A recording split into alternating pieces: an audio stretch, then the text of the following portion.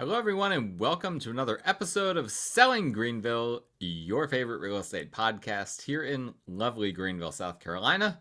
I'm your host, as always, Stan McCune, Realtor right here in Greenville, South Carolina, and you can find all of my contact information in the show notes if you need to reach out to me for any of your real estate needs.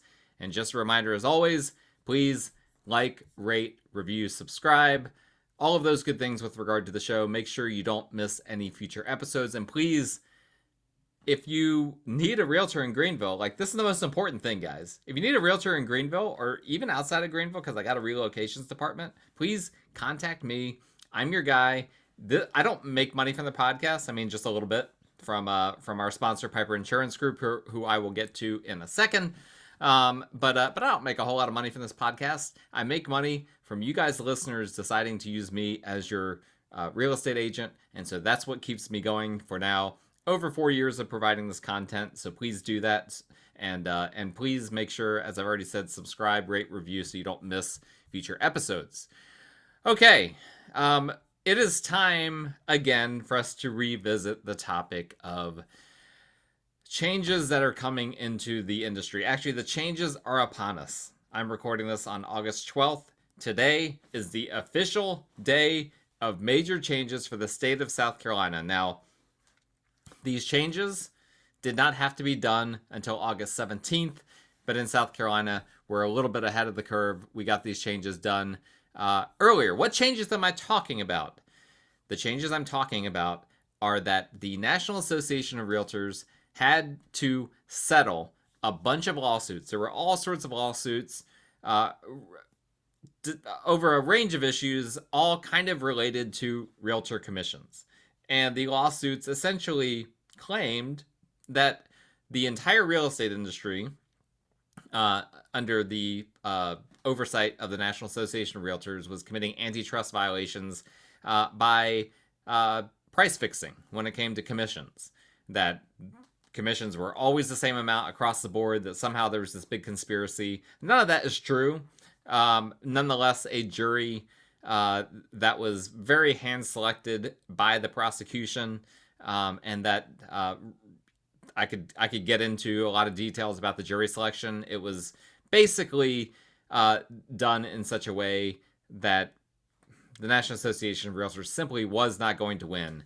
The juries concluded that, yes, there were antitrust violations, and as a result of that, the National Association of Realtors could either appeal the case, and they felt like maybe they would win the appeal, but the problem is that there were other lawsuits coming down, and it would have bankrupted the organization. It would have bankrupted the industry if they had kept having to appeal every single lawsuit, because once they lost one, they were going to win. They were going to lose the others. Excuse me. And so the only tenable solution for them and for local MLSs, local realtors associations, was essentially to settle. Now, there were a lot of things that happened as part of the settlement. A lot of money is going out as a result of it. It's not money that's going to really see the consumer's pockets, even though that's allegedly what the whole lawsuit was about. But it is primarily money that's going in the attorney's pockets, which is what it is. That's just the way it works. But the primary things that we are talking about today is not money that was spent or anything like that. It is the changes that were agreed to as part of this settlement that the National Association of Realtors did. And the primary changes involved, again, compensation, how agents are compensated, and how we have to communicate that compensation. Now, I don't know, because this topic is going to be a very hot topic this week and in future weeks. I might get some listeners and or viewers from outside of the state of South Carolina that are tuning into this content. I'm just going to warn you, this is a Greenville, South Carolina podcast, and I am only going to be talking about my perspective as a South Carolina realtor. The things that I say on here may not apply. Excuse me. Had a frog in my throat there for a second. The things I talk about on here may not apply to someone in New York or Missouri or Texas or Arkansas. I don't know. I don't know those states. I'm not involved in those states. I am only involved and I'm only knowledgeable about real estate here in the state of South Carolina. So just keep that in mind. Also, nothing I'm saying on here constitutes advice or price fixing. I'm not going to mention any specific percentages when it comes to commissions because we've been told not to do that for antitrust reasons. So so keep all of that in mind as we're talking about this topic. Okay, with that groundwork laid, here is kind of the big picture of what we need to think about. And then I'll get into what this means for buyers and sellers of real estate. I'm not, we've talked about this a lot from realtor perspective, but I want to talk about it from your perspective, you, the consumer. The most common compensation model in residential real estate for the past 30 years in South Carolina has been a very simple model, which was that a seller lists their home with a listing agent. Not a requirement, right? Sellers could always do for sale by owners, but they would typically list with a listing agent, and there would be a negotiation between the seller and the listing agent on what the total commission would be for selling the home. Now, as probably a lot of people know, about 30 years ago, buyer agency became introduced in the state of South Carolina. and buyer agency was essentially a way to fulfill a need in the marketplace, which was that buyers felt like they needed representation. They didn't like that only sellers had the listing agents representing them, and then buyers had to go to the listing agent who already had a fiduciary duty to the seller and not to them. And so buyers were getting the short end of the stick in terms of representation. So about 30 years ago, they created buyer agency in the state of South Carolina and in many other states. And the natural conclusion when you have something like this, you have the listing agent, and they're mostly doing marketing, trying to get a buyer to come through the house. But then the buyer agents was typically the ones actually bringing the buyers. So then the buyer agents need to be compensated. Well, the logical way to do that was to simply split the compensation in half.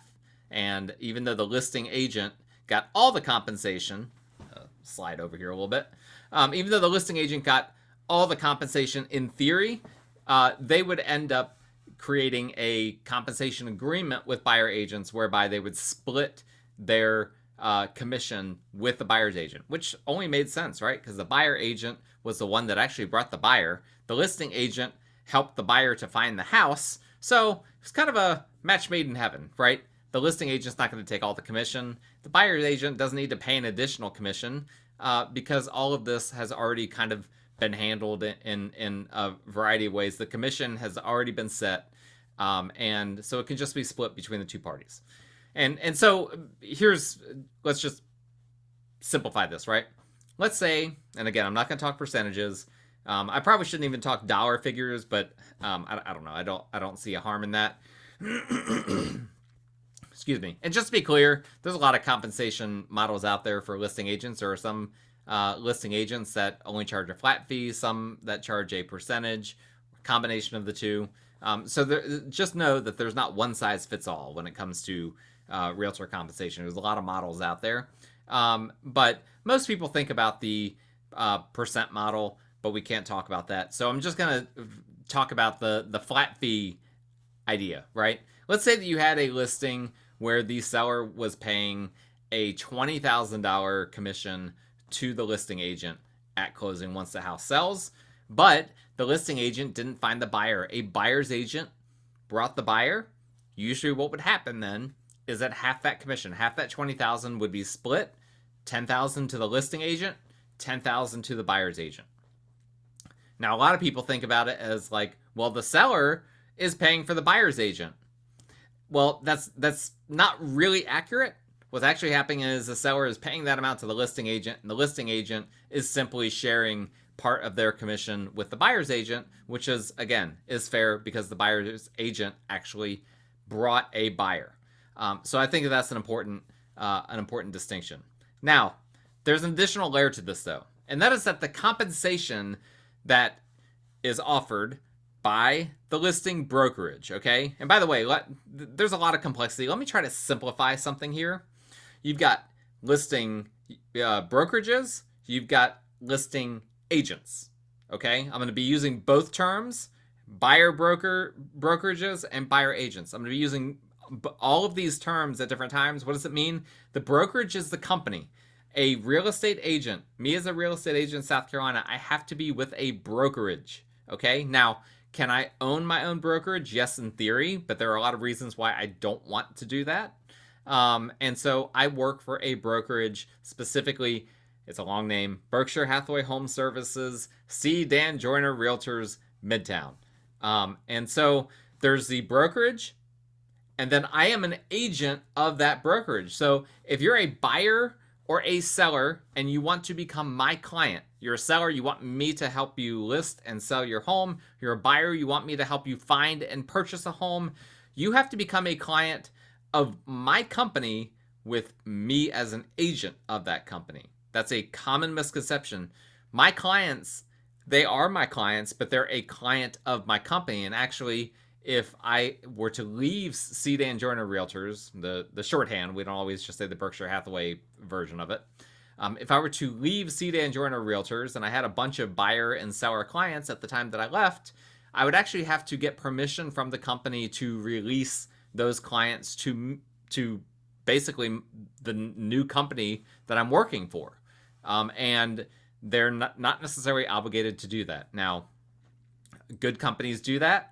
And there are a lot of bad companies in Greenville that don't do that. If you're an agent listening to this, I recommend that is something that you very much vet out. If you're looking around at different brokerages, find out what their policy is in terms of how they handle it when someone leaves. Do they get to bring their clients with them, or will the brokerage fight them tooth and nail over keeping those clients? If you do need a company, if you're an agent listening in on this and you need some help with all of this, my team, the Morgan Group, we are looking for new agents. I will personally mentor you and train you. You can light me up all hours of the day or night. And so let me know. Again, my contact information is in the show notes. But man, that was a crazy aside. I don't know where all that came from.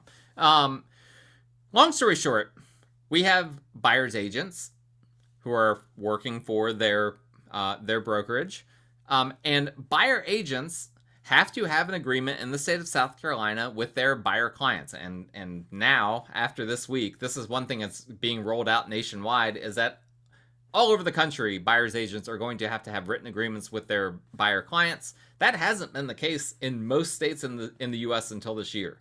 South Carolina, we've been ahead of the curve. We've had this in place for roughly 30 years now. And so we have a buyer agency agreement that essentially clarifies what my fiduciary responsibilities are to the buyer client, and then what the buyer client's responsibilities are to me as their agent, and to C. Dan Joyner Realtors as the brokerage that I work under.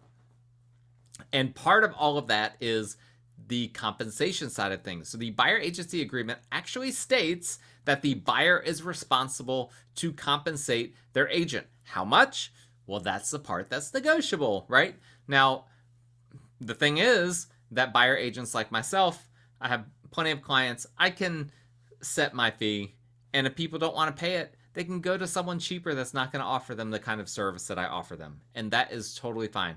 I don't lose any sleep over any time that I lose someone over that. If someone just wants to get less service, maybe they bought a bunch of houses, they don't need full service. I don't know. I don't judge people on any of that.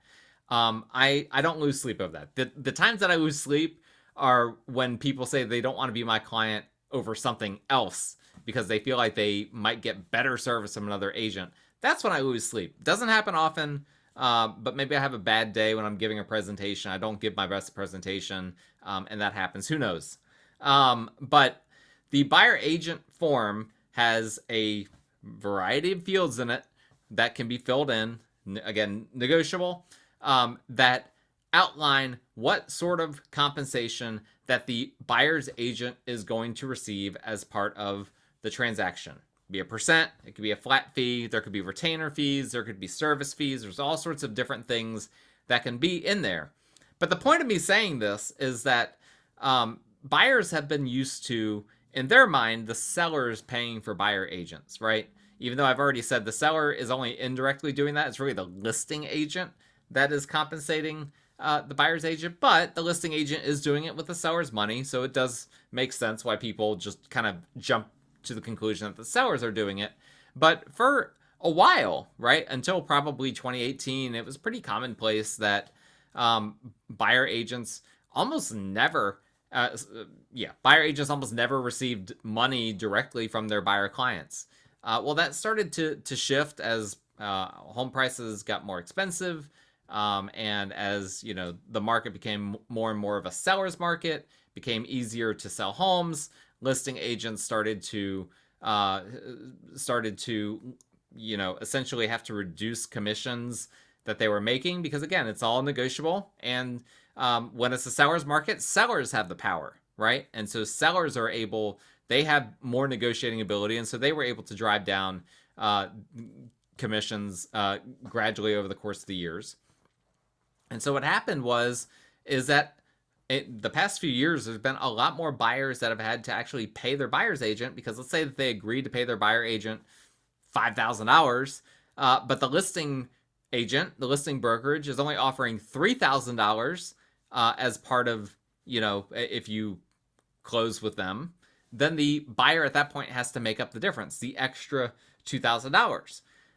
And so that is something that's not something new, okay? That's been in place for a long time, but that's something to keep, that's really important here, because there's a very good possibility, even though this has been going on now with regularity for 5 or 6 years, there's a good chance that this becomes a much bigger part of this whole process moving forward. And it's certainly something I'm going to have to explain in a lot more detail to all of my clients moving forward. Now, I've always been very upfront with all of my buyer clients if they're making an offer on a home that will in some way, shape, or form require for them to pay some or all of my commission. Why I hate any sort of surprises. I don't even like good surprises in a real estate transaction. All surprises are bad. I want the entire real estate transaction to be predictable, to go exactly how we expect it to, and for there to be no surprises, not even a good surprise. I am of the opinion that all surprises are bad surprises in a real estate transaction. And if there's a good surprise, and I'm still not super happy about it, but better than a bad one. But I just like to eliminate all of them, right? Let's all know what's going to happen over the course of these next few weeks while you're under contract. And there's no worse surprise than getting to the end of your contract and finding out that you owe more money than you thought you did.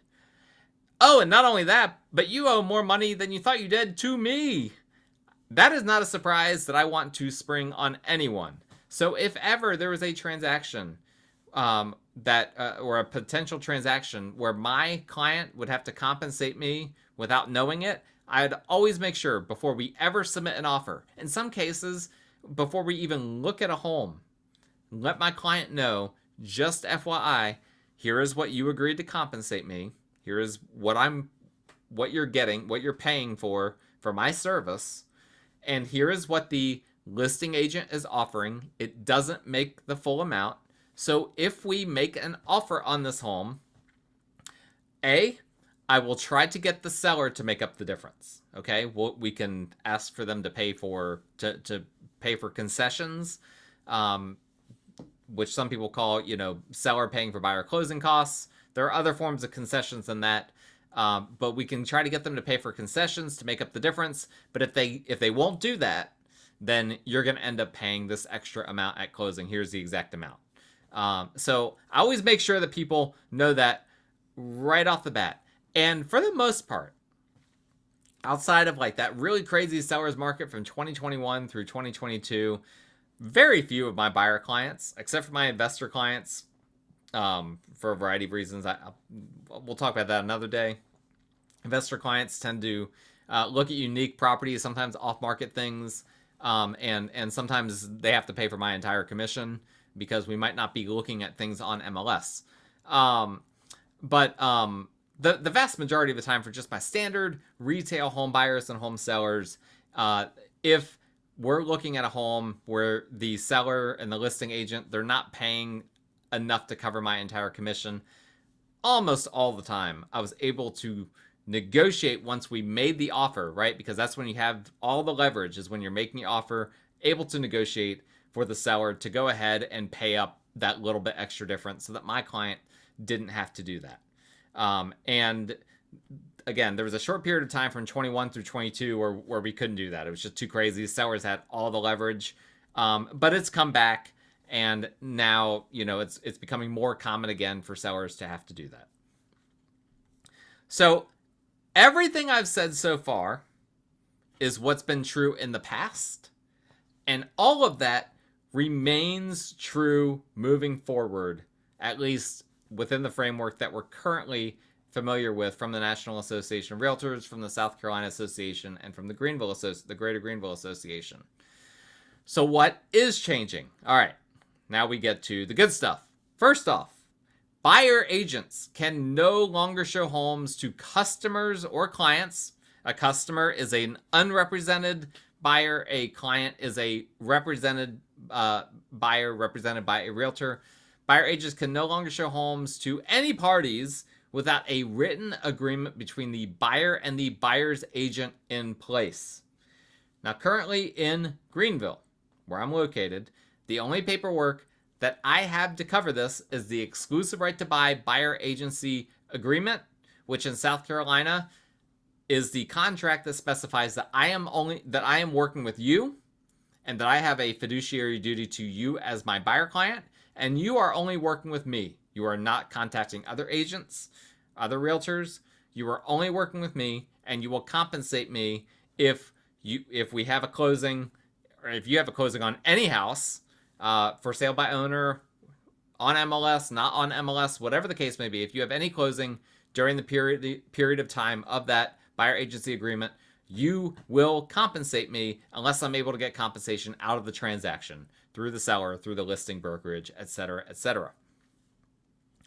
I can no longer show you any house unless we have that agreement in place. Now, it's possible that there will be some kind of a new sort of agreement, a showing agreement or something like that. And it's possible even so that perhaps my brokerage will produce paperwork like that. My brokerage, I work for a pretty large brokerage, so sometimes they produce their own paperwork. If they don't feel like the South Carolina Association of Realtors is doing a good job on their front with the paperwork. So there's a lot of possibilities here. But currently there's only one possibility as I'm speaking right now, and that is if you want me to show you a house, you must sign the buyer agency agreement. Now, it could be a very short agreement. Let's say that you want to kind of see what I'm like, right? Which is a completely reasonable thing. If you're wanting to work with a buyer's agent, some people like to interview multiple agents. Well, you can't really get a sense of what they're like unless you look at houses with them. So maybe you want to sign a 1 day or a 1 week agreement and just kind of see how that goes, look at some houses, and then I can actually show you what I can do as an agent. That is kind of a workaround that could be done, and the National Association of Realtors even said so much. But that's the first thing. I want to lead with that rather than all this commission and compensation stuff, because I feel like that is going to be a big change to a lot of people, and I think it's very important that we get out in front of that right on the front end. No more people calling me up and just being like, "Hey Stan, I saw this house, can you show it to me?" And me being like, "Well, we don't have an agreement in place, but that's okay, I'll just do this one as a freebie." Nope, can't do that anymore. There's no more freebies. We've got to get the paperwork in place on the front end, and I think some consumers are going to be really put off by that, but it is what it is. This is the rule. This is the law. It is a settlement that was agreed to, and this is what we as realtors have to do to protect ourselves, and I'm sure that there will be some realtors that don't do it, and good luck to them. Those are the realtors that aren't going to last in this industry very long. What's another thing that is changing? Well, This is another big one. This is the one that really most people are talking about, whether directly or indirectly. A listing agent can no longer advertise on the multiple listing service how much compensation they are sharing with a buyer's agent or brokerage. They still can share a portion of their commission with a buyer's agent or brokerage, and they can still tell people that on platforms that are not the multiple listing service, but they can't do it on the multiple listing service. So I will be doing this on my website for any listings that I have, my personal website, non-MLS. I'll be putting on there what commission is being offered to a buyer's agent. Obviously, people can text, call, do things like that. But when you're searching on MLS, it's not going to be on there. And this is a little bit frustrating for me because this was a very quick and easy way to be able to, for my clients that were cash strapped, and I work with a lot of first-time home buyers. So a lot of my clients aren't super duper wealthy. And sometimes it was really important to be able to see very quickly, okay, will my entire buyer agency fee be covered by the listing agent or not? Well, now there are some additional steps that we have to take in order to clarify that, because I can no longer just quickly look on MLS and see it. It's not there anymore. They deleted the field. It's gone. And so that is just the reality. It's frustrating, but it's something that had to be done in order to get the Department of Justice off the backs of the National Association of Realtors. Now, further to this, a seller, and by extension the listing brokerage, can decline to offer any compensation to a buyer's agent. They can say, we're not giving them anything. We don't want buyer's agents. 0%, $0 commission.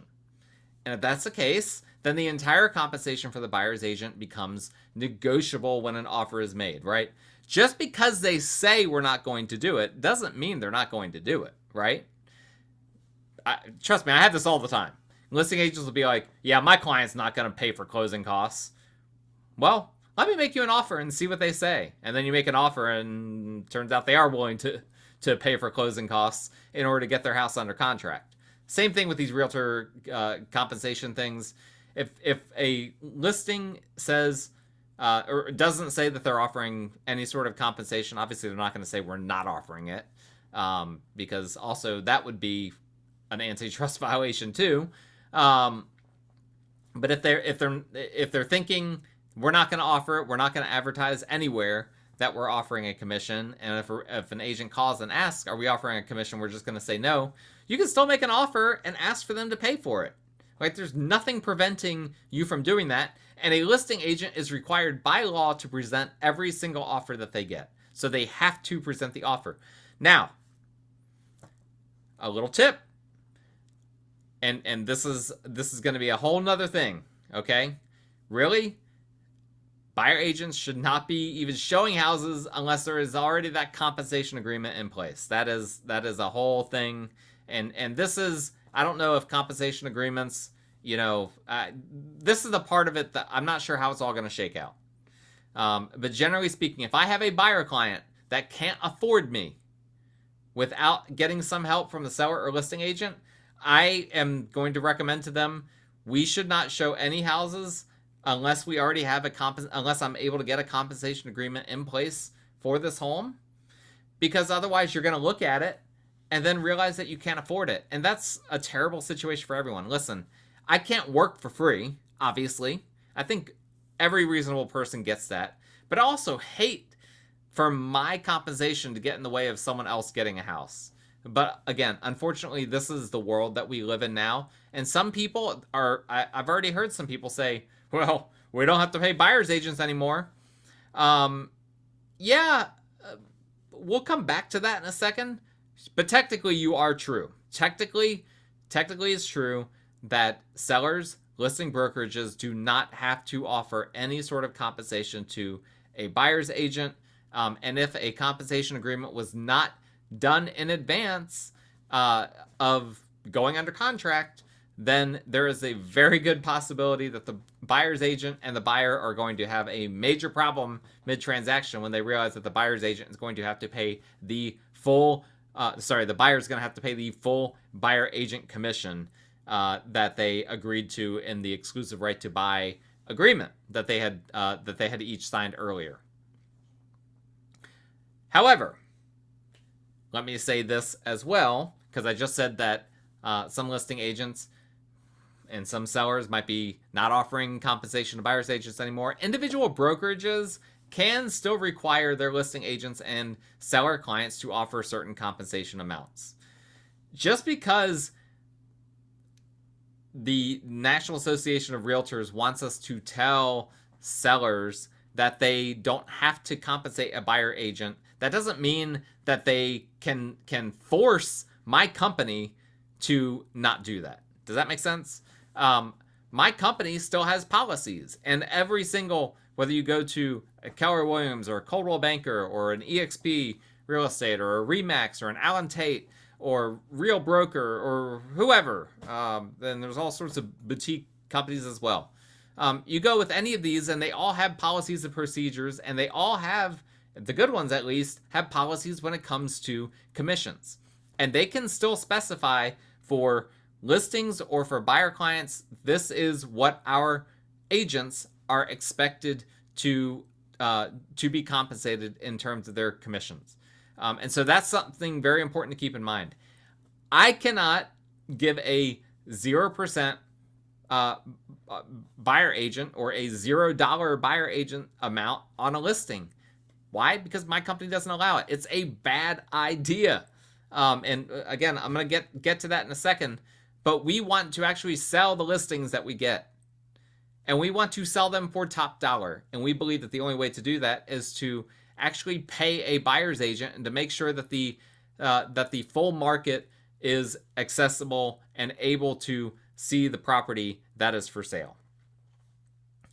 I'm going to get into more specifics on that and how it affects you. But before I do that, we need to talk about the sponsor for Selling Greenville, which is Piper Insurance Group.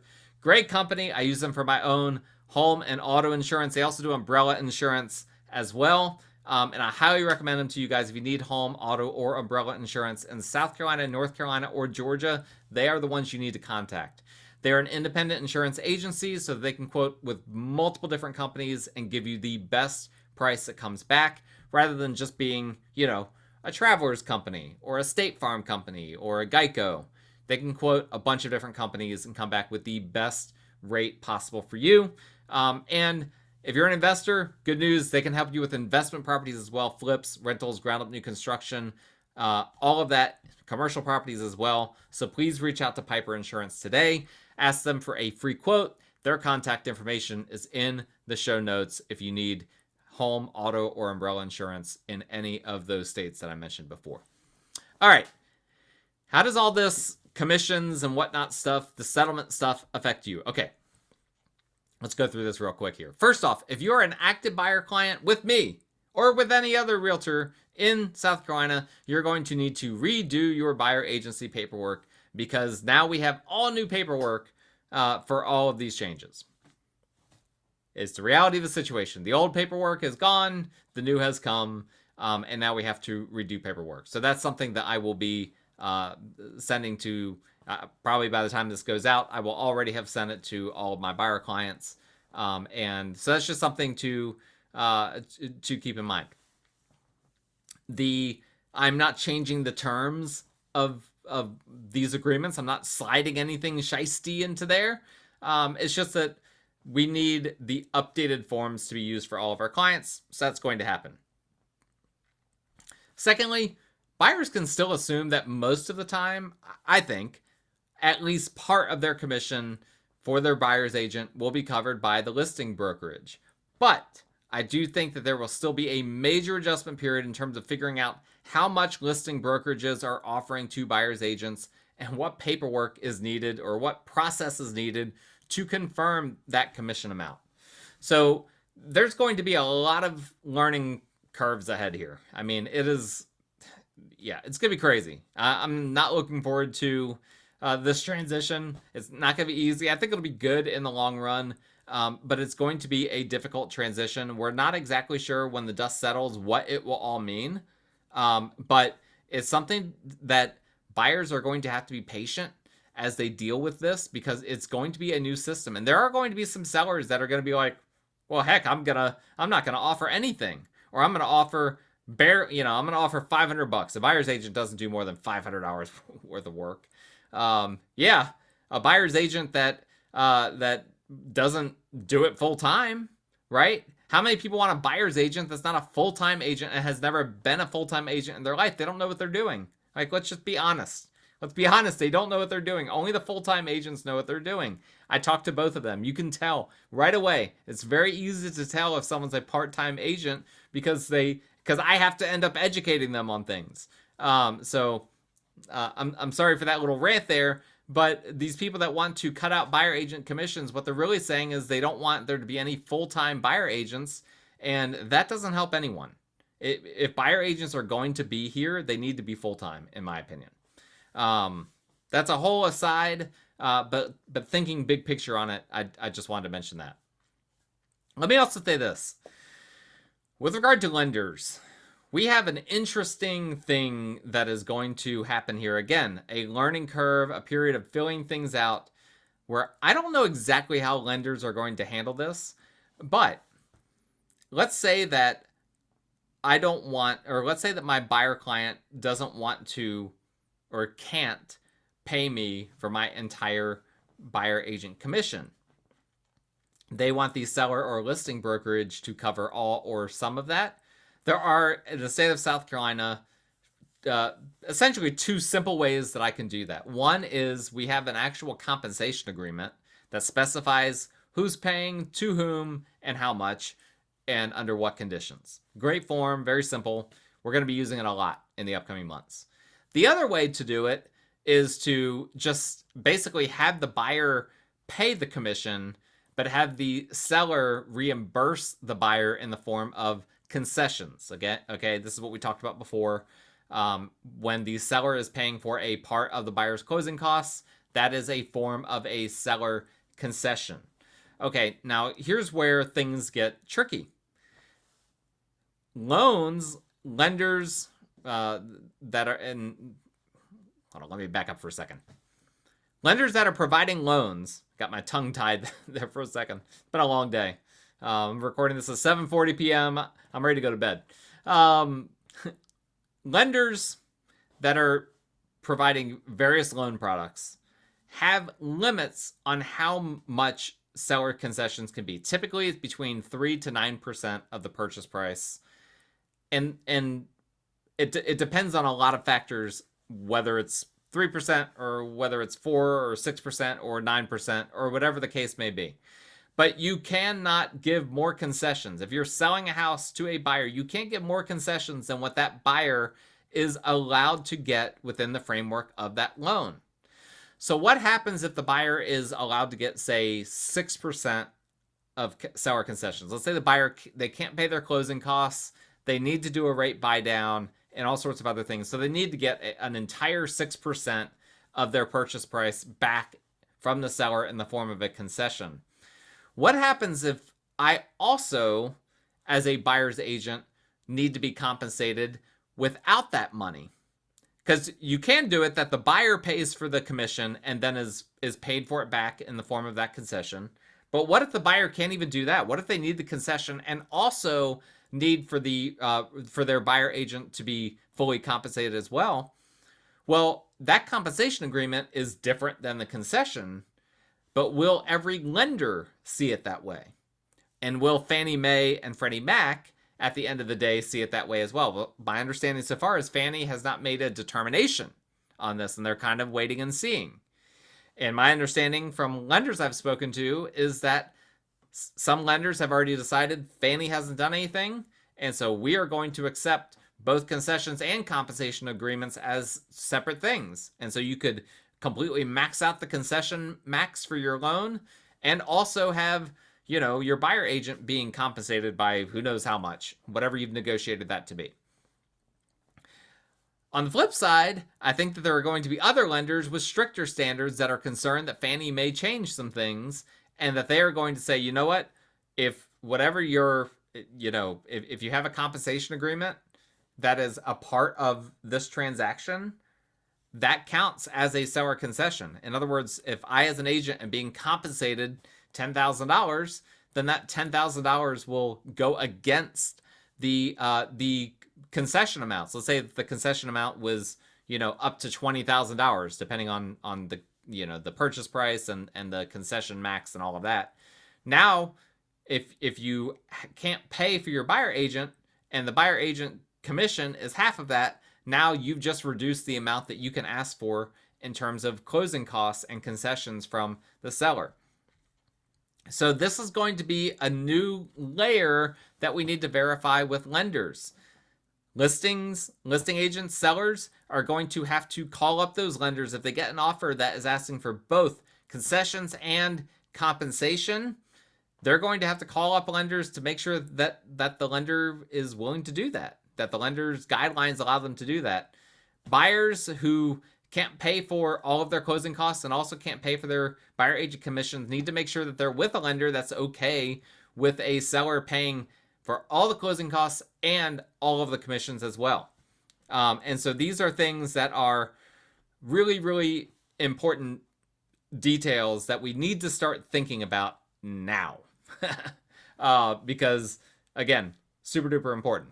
Now, I've already kind of referenced this in passing, but my company, C. Jordan Realtors, will continue to require compensation to buyers agents that we do as by means of sharing our listing commission, because that's the only way to really ensure that you're not harming the marketability of your listings. Now, you might be cynically saying, well, how would it harm the marketability if realtors aren't allowed to steer their clients? Well, I've got news for you. Clients steer themselves.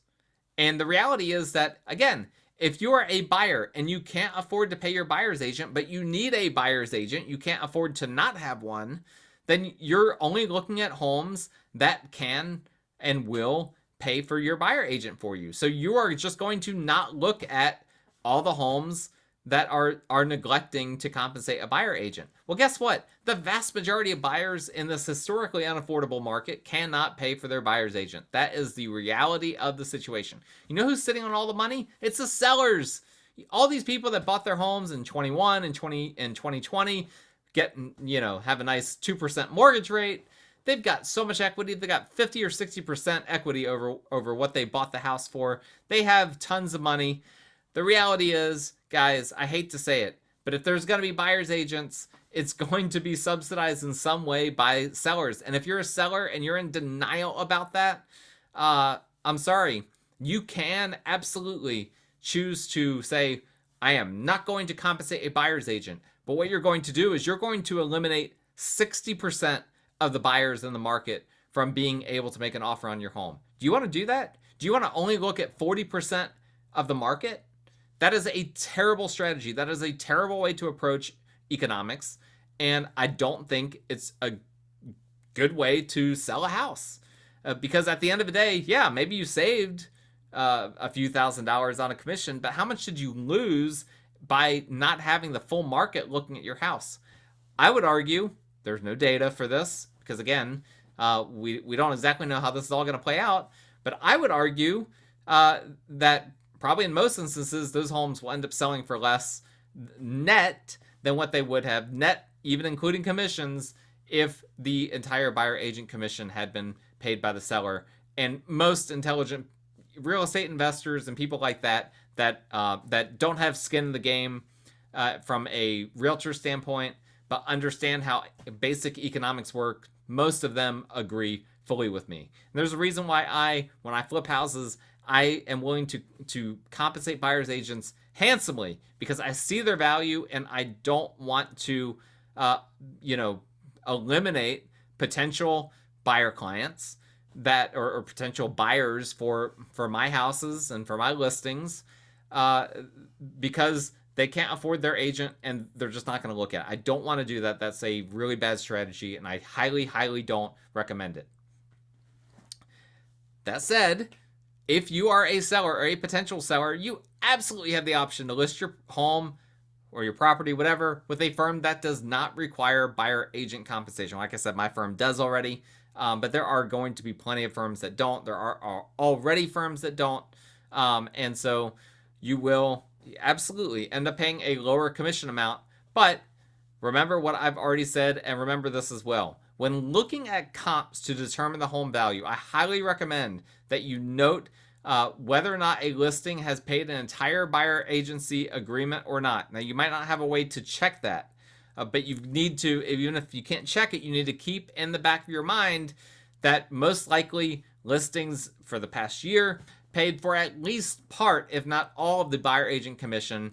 And you cannot compare, it's not apples to apples comparing a listing that was marketable to the entire market versus a listing that you're proposing, not offering any buyer agent commission, that's only going to go out to a small portion of the market, or that's only going to be affordable to a small portion of the market. That is not a true comp. So you're going to have to start making some adjustments in terms of how you analyze properties and how you analyze comps. And you're not going to like the end result of that. Is just the reality of the situation, because you think your neighbor that offered, a huge buyer agent commission and sold their home for top of the market, you think that you can do that without compensating a buyer agent? That's ridiculous. That's just not how it works. But I know that people are going to think that, and so I just want to nip that in the bud right away. And as I've already said before, obviously at the end of the day, I do truly believe, I am not just saying this because none of this is going to be a problem for me. I've been ready for this for months. I'm prepared for all of this. But I'm telling you right now, you limiting the number of people that can buy your home is a bad thing, and you will, I believe, be better off offering some sort of compensation to a buyer agent. But that's something for you to look at and crunch numbers and discuss different marketing strategies with different agents if you're selling a home. And then you can make that judgment call, because it is up to you. All of this is negotiable, and you can figure out what you feel best about at the end of the day. So it's gonna be a crazy next few months. We got a presidential election coming up. We've got the possible rate cuts from the Fed coming up. We've got all of these changes that are here upon us right now. But I'm ready for it. I'm excited, and I want to work with you guys. So if you need a buyer agent or a listing agent in Greenville, let me know. My contact information is in the show notes. Happy to talk to you guys if you're just trying to feel out about Greenville. Happy to just have a conversation with you guys. Let me know. Shoot me a text, shoot me an email, however you want to reach out. Piper Insurance Group. If you need home, auto, umbrella insurance, reach out to them. Their contact information is also in the show notes. And if you enjoy this content, please like, rate, review, subscribe, comment, all of those good things. Sorry, I got a little excited there. Any way that you can support this show, I'd appreciate you guys. And so thank you guys for watching or listening, and we will talk again next time.